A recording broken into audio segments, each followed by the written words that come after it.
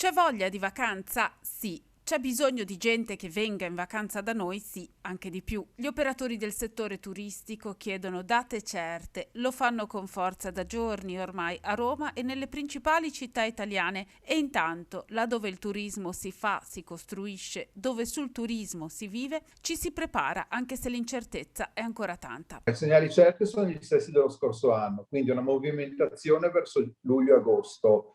La speranza che noi abbiamo è che se le campagne vaccinali mantengono questo ritmo, soprattutto in Inghilterra, soprattutto in America, avremo la possibilità di avere un settembre molto richiesto oltreoceano e soprattutto probabilmente anche un ottobre, perché teniamo conto che c'è una voglia tale di viaggiare che ha veramente tanta, quindi la gente è disponibile anche a raggiungere l'Europa al di fuori dei periodi tradizionali e questo lo vediamo perché appunto abbiamo un riscontro di prenotazioni di americani a ottobre, abbastanza, sì, la prima metà di ottobre va bene, ma la seconda metà di ottobre è già un periodo di solito un pochino più off per questo tipo di turismo. La speranza di un territorio che vive di turismo è quella di una ripartenza delle assunzioni in vista della stagione. È vero, abbiamo riassunto perché ci stiamo preparando per la riapertura, quindi ad esempio abbiamo riassunto tutta la parte piani,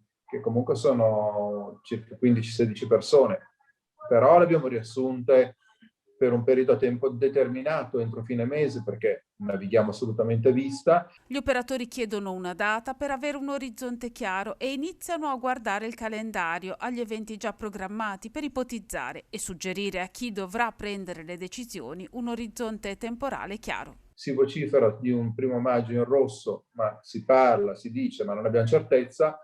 Per noi sarebbe già un successo aprire il 7 di maggio, che se non vado errato dovrebbe essere un venerdì, infatti sia venerdì, per la Milano-Sanremo, per la quale abbiamo già delle camere in prenotazione, quindi è già un evento programmato, stabilito, confermato. Quindi, ma da qui ad allora speriamo anche di poter avere un piano preciso di apertura, di conoscenza di date, con tutti i limiti necessari e richiesti, che però si riparte con delle regole, ma si riparte.